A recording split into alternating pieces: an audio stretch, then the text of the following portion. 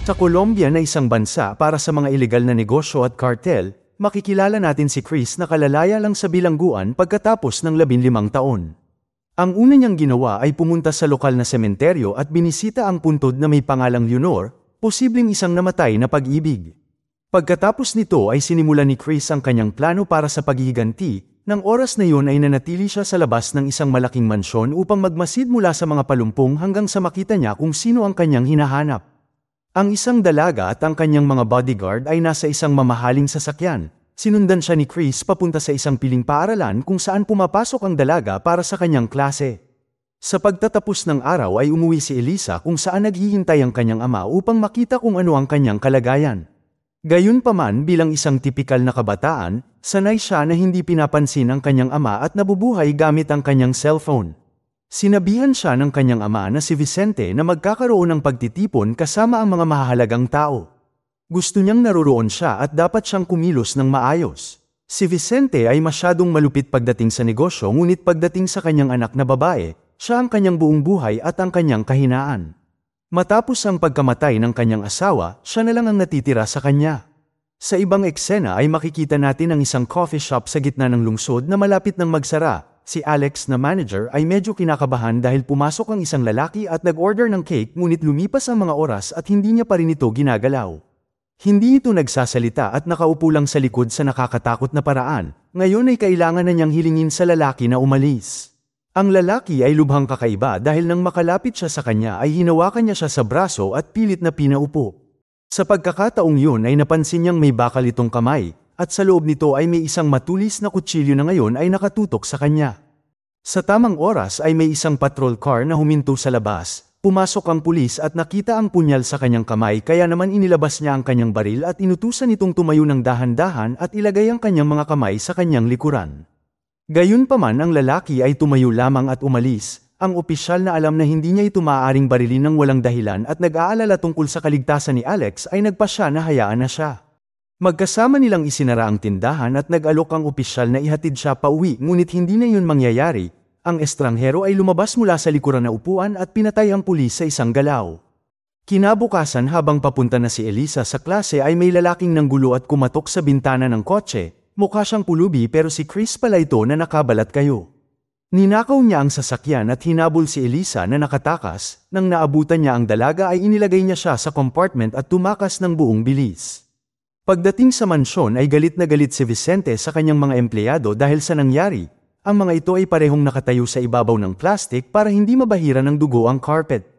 Samantala si Chris ay nagmamaneho palayo sa lungsod ngunit nang siya ay huminto at subukan niyang bigyan ng tubig si Elisa, ang dalaga ay tumakas at tumakbo papunta sa kagubatan.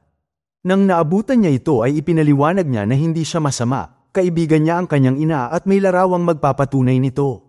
Ang nasa larawan ay sina Chris, ang kanyang ama na si Vicente at ang yumaong ina ni Elisa na hiniling na mangako si Chris na hahanapin niya si Elisa at ilalayo kay Vicente, isang plano na naantala ng 15 taon dahil nakulong si Chris.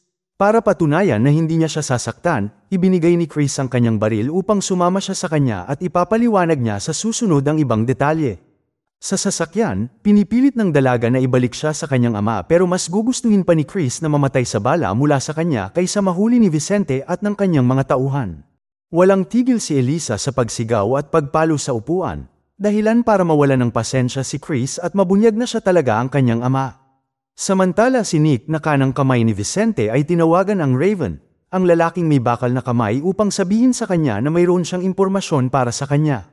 Sa isang restaurant sa kabundukan, sinabi ni Chris kay Elisa ang kanyang bersyon ng mga kaganapan, sigurado siyang pinatay ni Vicente ang kanyang ina at ang kwintas na diamante na suot niya ay regalo niya sa kanya. Maya-maya ay may biglang lumapit sa kanilang ilang lalaki, sinabi nila kay Chris na malinaw ang mangyayari na dadalhin nila si Elisa at doon siya sa kanila mananatili. Kapag nagtangka siyang gumawa ng kalokohan ay papatayin siya ng mga ito. Ngunit hindi na sila binigyan ni Chris ng pagkakataon na makakilos at umatake kaagad gayunpaman, dahil mas marami sila sa kanya ay naisakay ng pinuno si Elisa sa kanyang kotse. Sa oras na mapabagsak ni Chris ang lahat ng tauhan nito, huli na ang lahat dahil wala na si Elisa at wala na siyang sasakyan para sundan siya. Kaya naman bumalik siya sa restaurant at nagsimulang atakihin ng isa sa mga lalaki hanggang sa aminin niya kung saan ito dinala. Dinala ng mga tulisan si Elisa sa isang lalaking tinatawag nilang caretaker, plano niyang kolektahin ang gantimpala para sa kanya. Hindi nagtagal ay maririnig ang mga putok ng baril, at sa pamamagitan ng mga CCTV ay makikita natin ang Raven na pinapatay ang lahat. Gusto niyang makuha ang gantimpala kaya nagdulot siya ng kaguluhan. Sa bawat lalaking pinapatay niya ay palapit ng palapit ang Raven sa caretaker. Alam ni Elisa na kailangan niyang makaalis doon bago pa maging huli ang lahat. Kaya naman nagpasya siyang patumbahin ng matanda at tumakas ng mag-isa, habang ang Raven ay walang problema sa pagpatay sa mga bantay doon at sa lalong madaling panahon ay wala nang natira. Sa kabutihang palad ay lumitaw si Chris na determinadong makuha ang kanyang anak, ngunit kailangan muna niyang talunin ang lalaking may kamay na bakal na may higit sa tao ang lakas. Buong lakas na inatake ni Chris ang lalaki ngunit halos hindi ito tinatablan. Ang Raven ay nagpatuloy sa kanyang paghabol kay Elisa at ang nagawa lamang ni Chris ay pigilan ito ng ilang minuto. Sa huli ay sumigaw na lang si Chris na tumakbo na siya at kalimutan ang tungkol sa kanya. Sa sandaling yun ay lumitaw ang caretaker dala ang malaking ripple na lumikha ng kabuuang kaguluhan, ngunit ang matanda sa huli ay naubusan ng bala kaya agad siyang pinatay ng Raven.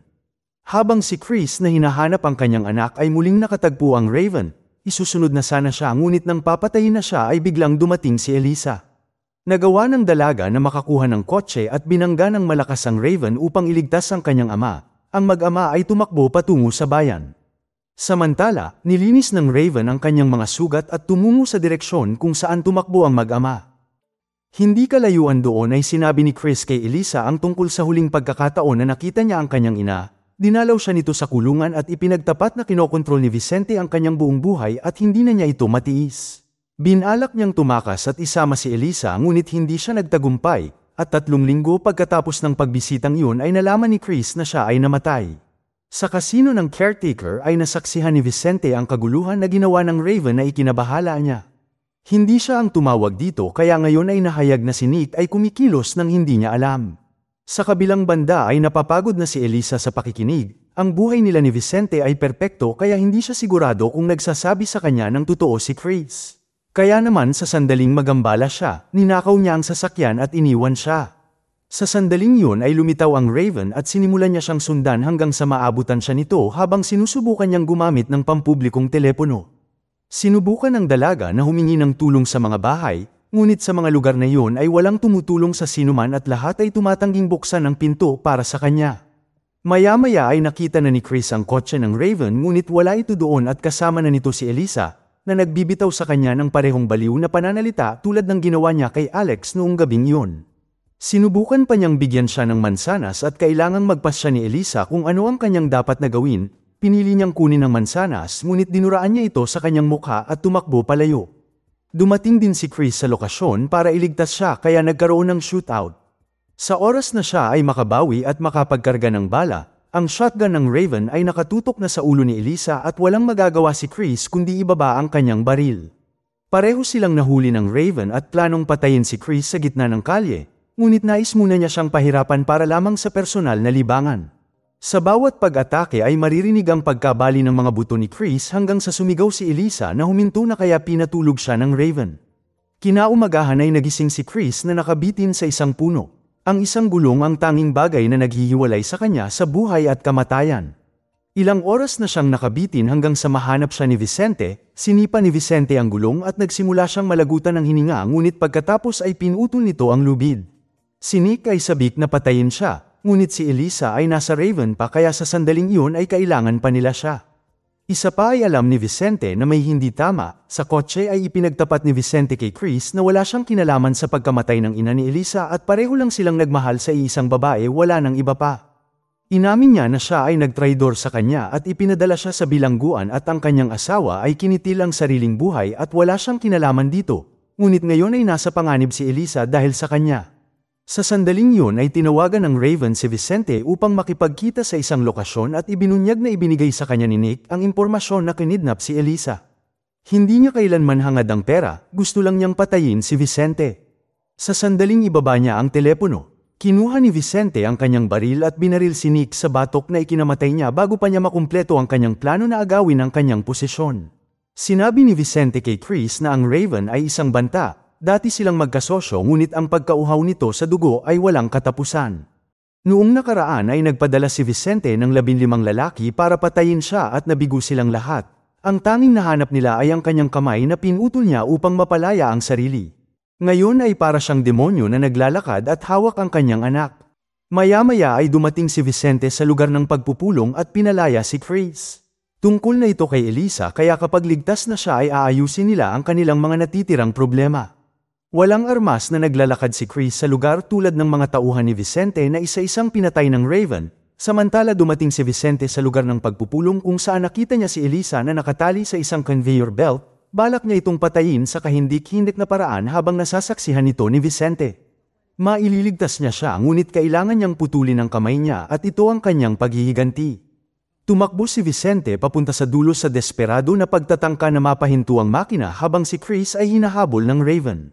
Sa taas ay nilalamon lang ng napakalaking makina ang lahat ng gamit na ibinabato dito ni Vicente, at palapit ng palapit dito si Elisa. Sa huling laban ng bawat pag-atake na natatanggap ni Chris mula sa bakal na kamao ay nagdudulot ng maraming pinsala, ngunit sa pakikipaglaban para sa buhay ng kanyang anak ay hindi siya maaaring umatras.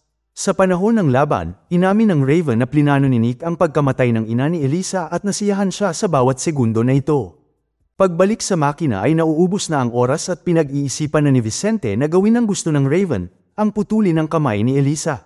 Samantala dahil sa galit at paghihiganti ay buong lakas na lumaban si Chris, ngunit ang Raven ay higit na mas malakas at nagawa siyang sugatan sa tiyan. Pagkatapos ay bumalik siya kay Vicente at tinutukan ito upang mapanood niya ang kanyang anak na magkalasog-lasog.